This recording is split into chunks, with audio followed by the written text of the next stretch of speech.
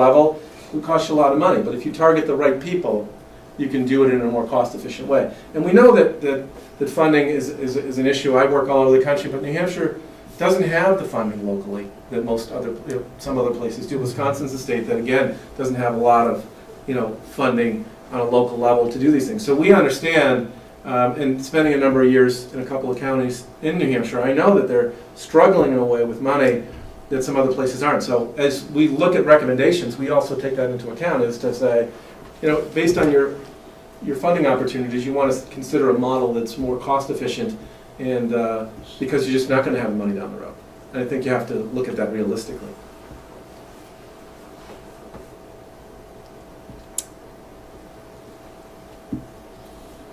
And funding is always a complicated issue, and I think sometimes people see the grants as a panacea. I think they're a place to take a look sometimes. Sometimes they're a good opportunity, and sometimes they're not. In the counties I've done work with around the country, and a couple in New Hampshire, people say, well, there's a grant out here for this. And I'll say, well, why do you want it? Well, because the money's out there. Well, how does that solve problems for the community? What's that going to do for you, short-term and long-term? So a lot of times we don't actually apply. Sometimes people get a little frustrated with me, because I go through that same list of questions every time there's a funding stream out there. Well, why do you want that money? How does it benefit the county long-term? And if you can't answer those questions all yes, then don't apply. That's kind of my thinking. If you don't think it's something you value locally down the road, then don't apply. And they've applied for a couple things, and they've worked out really well. But out of 100 things that were out there, there was probably 2 that they targeted and applied for. And they happened to get them both, but it was probably because they weren't out there trying to go after everything. And I think that's important too. We talked about this, and Jane, you talked about this really well. You're dealing in your local jail.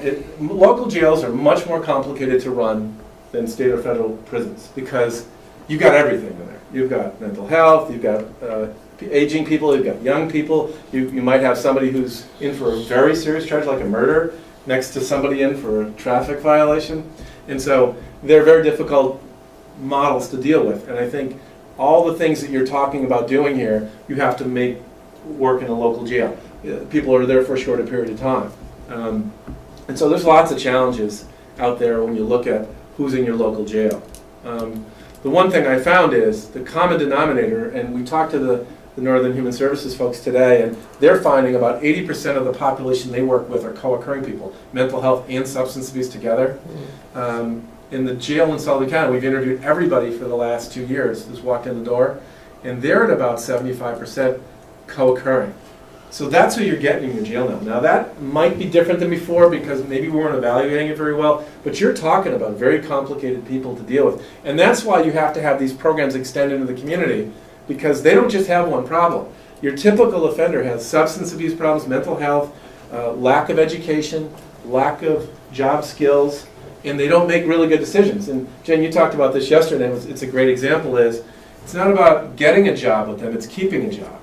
And the offenders that we work with, for example, will get placed in a job, and when the first time they get frustrated by the boss, which has happened to all of us at some time in our life, what do? They quit, right? But first they yell at them. Yes. And then they quit. First they yell at them and then they quit. Yeah. And I use this example, it was from a conference, and there's a number of different ones, but here's an example that a guy talked about at a conference. It was a national second chance conference in Washington, and he said, if you're in a plane and you fell out right now, what would go through your mind? You fall out of the plane, and you're going down. What's that? I can't fly. I can't fly. What else, probably? And I'm going to land hard. It's not going to be good, right? An offender in the same situation is falling down, and they start at 20,000 feet, and they're at about 5,000 feet. What are they thinking? So far, so good. Okay? And that's kind of the thinking process, and that's a sort of a kidding way to say it, but the thinking process with our folks isn't always about the planning and what's going on in the past and what's going to go on in the future. When there's a real risk in their life, whether it's substance abuse or risk to a family member or injury, they're not always thinking about it as well as that many of us do, and that's why they're in the situation they're in. So finding a way to get them to think differently takes a while. It takes 6 months, a year, 18 months, 24 months to get them to do that. And some offenders might have to come through this and do this twice over time. But if you can reduce recidivism over time and spend a reasonable amount of money on it, you have to look at that. So I look at jails now, I look at the paradigm, and you're saying, you've got the dollars you spend in your criminal justice system. You prosecute people, you have public defenders, you have law enforcement, you've got jails, and you've got this treatment. Now, this treatment is never going to be a big piece, but it has to be a piece. If you're going to be effective long term, it's got to be a portion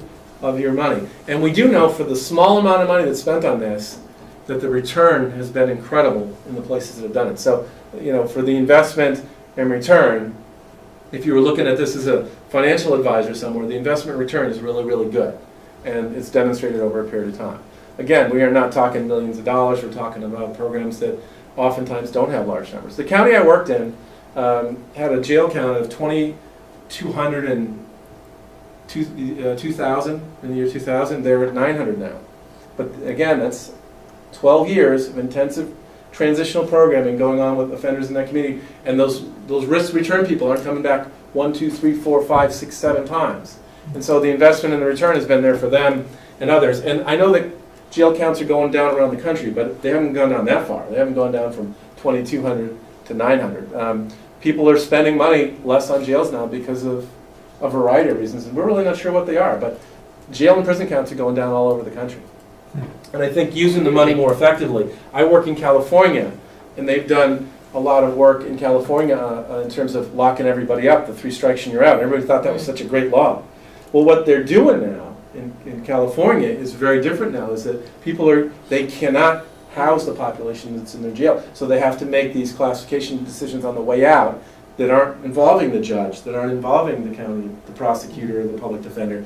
And because of those laws that everybody thought sounded good, a lot of low-level offenders ended up being in the prison. And then people released on the outside are not only the low-level, it's the low and the medium and high offender that are getting released on the back end now. So that's not where you want to be as a community, and I don't think you are. I think when you look at the way you guys have used your jail, you're not talking about a high incarceration community. So I think you've done a good job of using your jail beds effectively. You sure that the jail population is decreasing? Yes. Really? Yes, around the country. And crime is also, Yeah, crime reported is. crime is also decreasing. We don't have an answer to why that is. At least I haven't seen one yet. Certainly the counties we work in, we'd love to say it was just the reentry thing, but it's not just that. I think that has an impact, but it's not the whole impact. And we're, because is the economy impacting that? We don't know. I would have thought it would have acted in the opposite direction. That's what we thought. At least I thought. But we haven't been able to figure this out. But this trend is interesting. Why is that the way it is? And I don't know of anybody that I've met with who has the answer. We work with the Urban Institute, which is a think tank in Washington. Nobody seems to know. Because the communities can't afford to have these people in their jails, so they're not arresting them. Yeah, and is it that? When I talk to police chiefs, we were talking to a number of them. I've talked to a number of them over the last several months, and their response is no, that the number of crimes is going down. Reported crimes are Yeah. reduced. Yeah. And we don't know why. I wish we did. I wish we could give you that answer. A lot of talk about not criminalizing, for example, marijuana. Yeah. And if Right. you don't criminalize that, then you're going to lose you're going to have not that many people in your jails. Right. Right. That hasn't happened. But it hasn't happened. Yeah, it's Yeah. interesting. It's an interesting sociology dilemma. Right. Yeah, those are things that we have to take a look at. These are the intermediate sanction options that are out there. A lot of places, work release, pretrial programs. You have day reporting centers, work release / electronic monitoring. They're all kind of fits to that. In your county, you guys are utilizing electronic monitoring. We'll talk about that in a minute. You're using pretrial release, so you're releasing some people, appropriate candidates on the way out. Intensive supervision isn't really an option now with funding in the county, although there was an intensive supervision program here, I guess, a while back, the chief said. The academy program. The academy program, which was out there, which is no longer there. That's what I was referring to. Right. The work release kind of concept in this county, because of the fact they have to come back in the jail, is not your best option. For lots of reasons. It's not your best option in this county, but those are some examples. The concept of a reentry center where people maybe get some service in the community is a concept some places look at.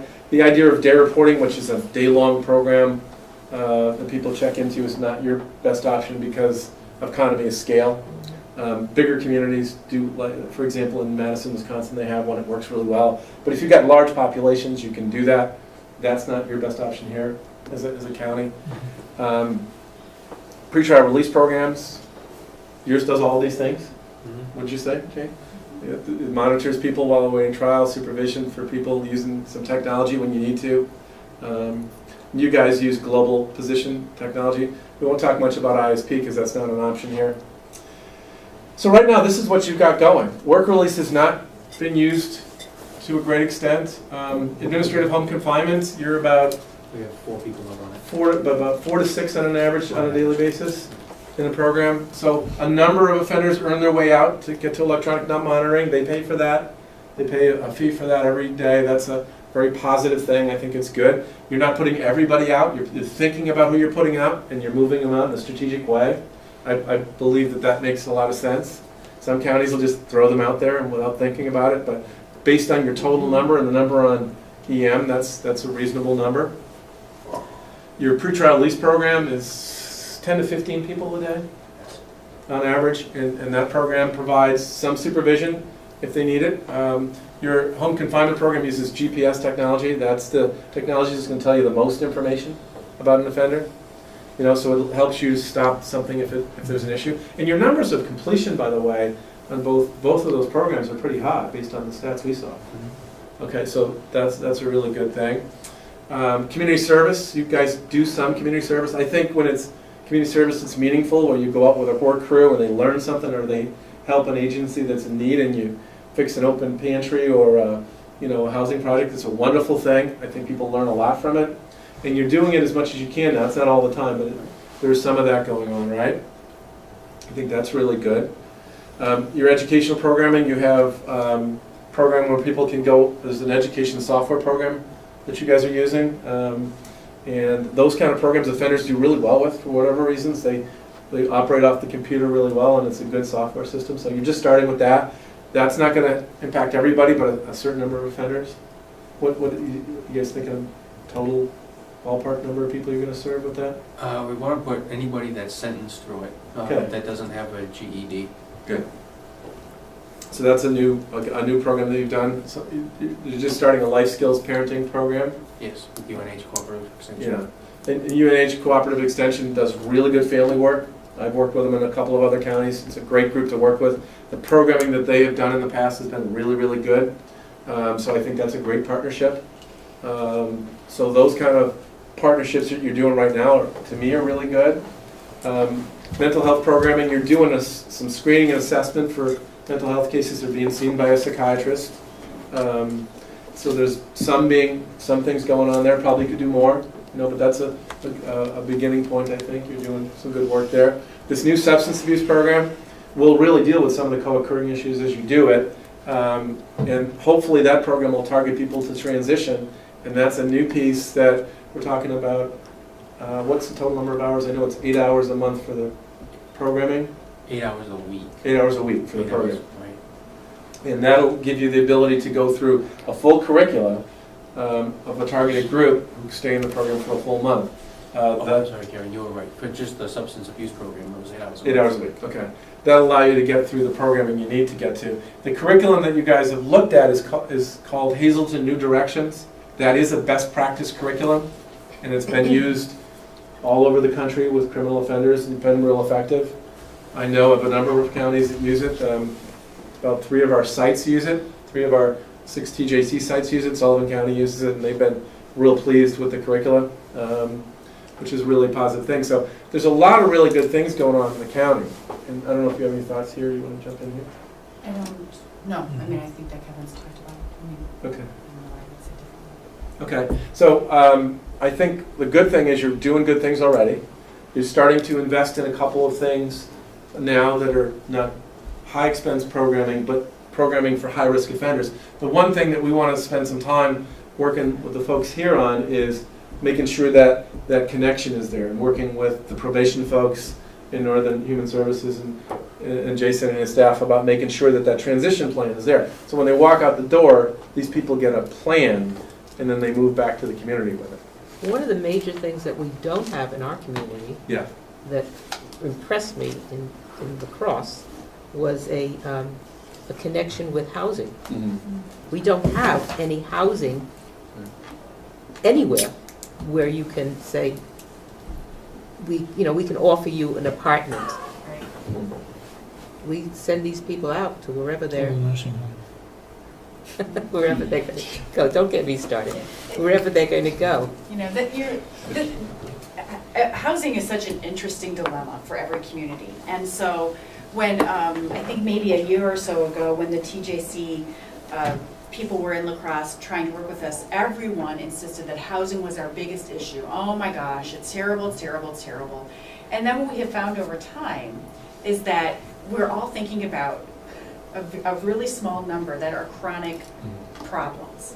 So in La Crosse, the fact that we have 5 TBRA sites, that fills our needs, and the county is about 100,000 people. So often what we find is that if we provide some other support, family members sometimes will take them back in. So if we can say, okay, we can't get them housing, but what if we agree to pay for antabuse for 3 months?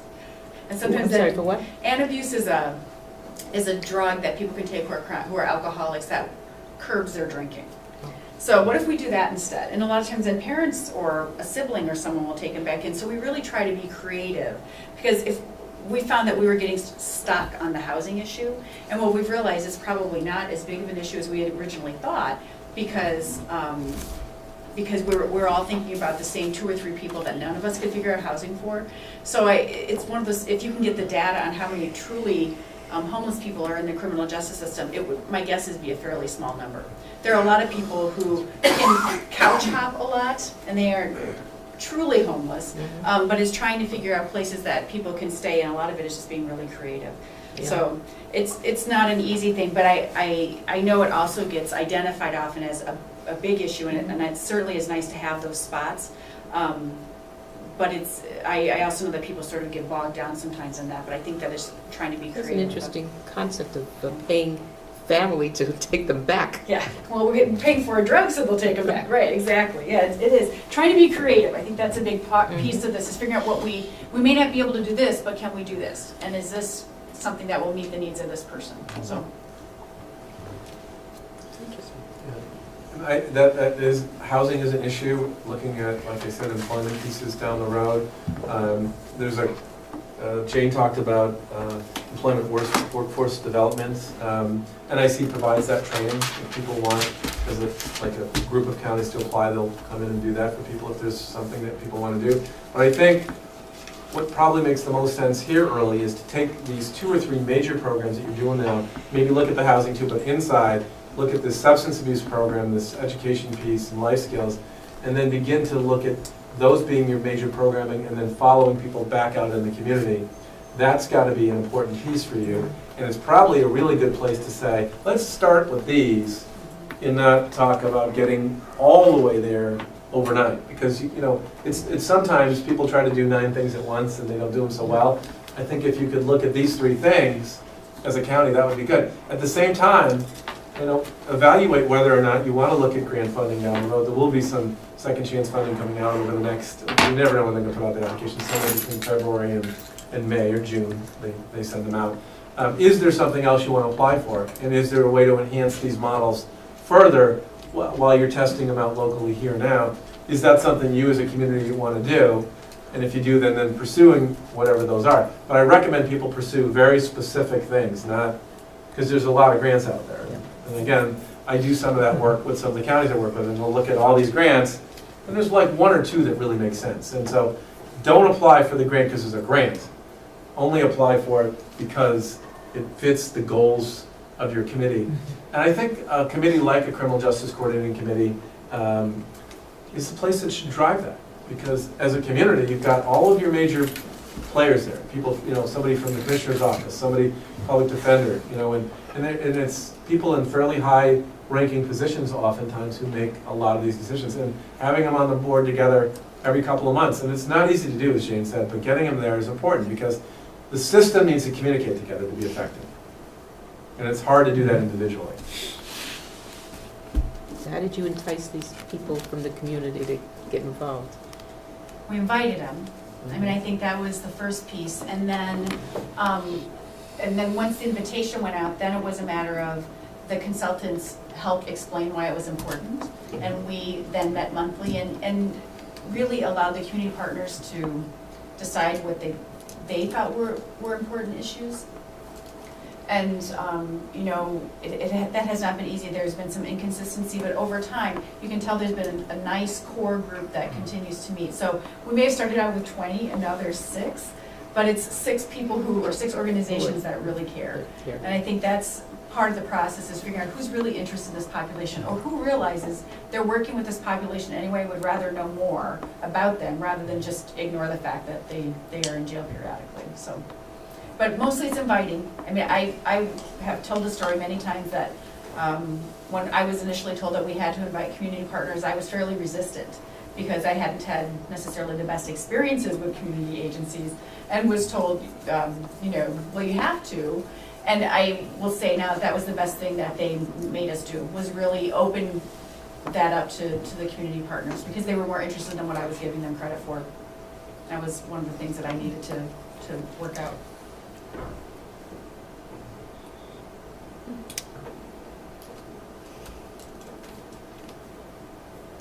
Is there any questions or anything that? Yeah, I got a couple. In the communities that you're in and that you've had experience with, it sounds like the population is a lot higher than our population. We have about 47,000 throughout the county, okay? Now, you mentioned 150,000, I believe. 100. 100? Okay, I do work in communities this size, though. Okay. For Greenfield, Mass, Franklin County, Mass, I work in this size. And Sullivan County is real similar in size to you guys. yeah, And I've been about the working same there for size. 5 years. Yep. So, The other thing that we have here is that we're a recreation tourist county. I'm Saw not that. sure how many counties you've worked with that fit into that category. And I'd be curious, Jason, as to how many inmates do we have that were traveling through the area or were here for a short period of time and got caught doing something versus those that are local that actually live here, number one. Number two, our job market here, especially in the North Conway area, it used to be, I think probably still is, they provide minimum wages, no benefits, a lot of them are part-time jobs because they're tourists or recreation. So it's seasonal work. Any communities that you've been involved in fit into those categories? Batesville County, Wisconsin is one. That's a county that there's nobody there is in the winter, right? And it goes from like 7,000 to 60,000 in the summer, yeah. There's other counties that have those same struggles, yeah. And our experience has been, I mean, while we aren't a tourist area, there are all kinds of people who ask questions like, well, you know, the interstate runs right through La Crosse, or we have a lot of students because there are 2 universities. And what we found is that the people in jail, and I say this sort of tongue-in-cheek, there are people. You know, there are people who live there. My guess is the people who go into jail, you might have some people who sort of are in and out, but the people who are there consistently are probably local. Local. Is my guess. And I'm just assuming that because every smaller agents or every county I've ever worked with, it always ends up being their local people. And I think the job, what you were talking to or in regards to is that the people that we see, again, tend to get lower paying jobs. Right now, for the people we work with, I think when we looked at our numbers most recently, only, I think it was less, 28% or 30% had full-time jobs. I mean, so the people that we're dealing with are not employed very easily, and so that's something that we are focusing a lot of attention on this year, because we think we can improve that. Well, given the economy and Right. it surprised me that anybody getting out gets a job. If you look at the chart, where the people who come in oftentimes, the students and people from out of town, they're over on this right-hand side, the 1 through 4s, and they're the people who don't need a lot of your service. And I think, I hear Jason say next to me that your frequent flyers, people who are in your jail right now, tend to be the medium-high risk people who stay there longer. That's the group you want to spend your money on, the rest of them, again, you don't want to invest all that money in. They tend to be, again, nothing's 100%, but they tend to be that group in the 1 through 4. Well, I mean, Jason, I can't see how somebody who's been arrested 6 times in 3 years is not a local. Yeah, true. Probably are, yeah. That's right. Also, our median income Yeah. for Carroll County is roughly 49,000. Okay, The next low, the lowest one is Comeau County to the north, yeah, and that's 40,000.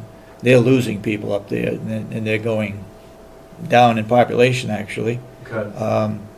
But we, the median income is far less than a lot of the other counties that we Yeah. that we have Sullivan's here. third, right?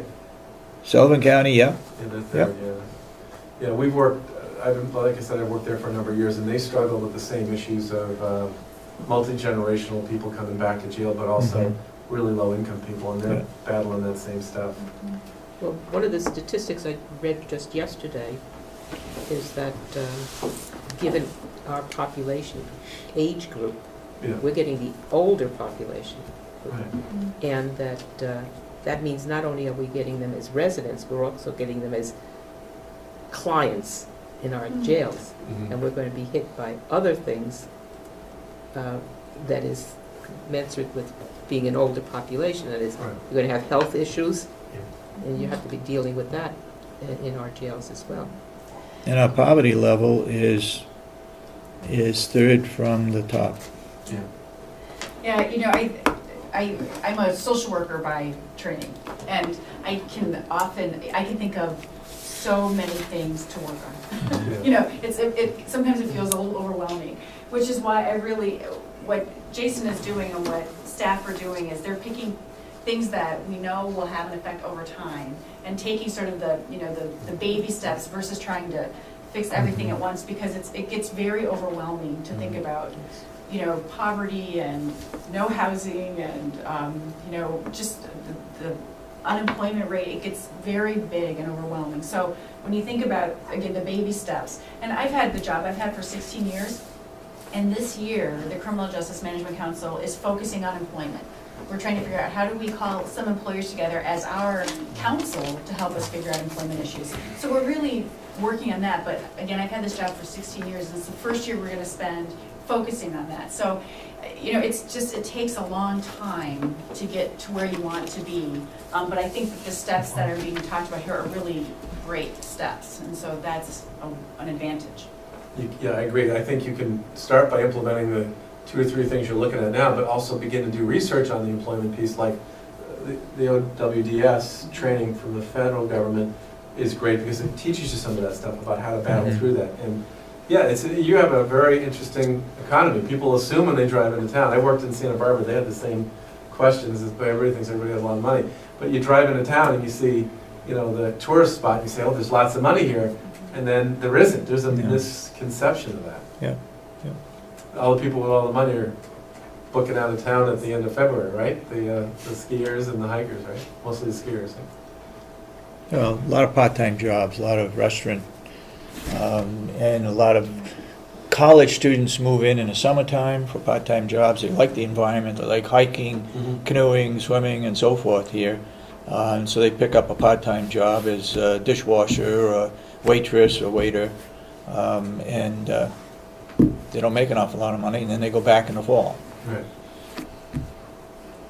I think one of our problems I mentioned before is that they walk out the jail and they have really no hand there waiting for to help them That's right. find a job, find where their meal's going to be, where they're going to be staying that night. One of the things that we put together, it doesn't, there's no staff involved, but it's just a resource, Yeah, yeah. pamphlet, basically, that we can give people. So that could be something that, people can just talk about what is it that people need access to, and how can we put that together, and it's just available when they leave, and it's something simple and basic, but I think we did have a lady that was looking after some of the female inmates at one time, right? At one time, yes. Maybe she still is, I'm not sure, but another problem we have, I think, is businesses. We don't have that stronger business population. where we can help inmates find a job, other than part-time, and then once that's gone,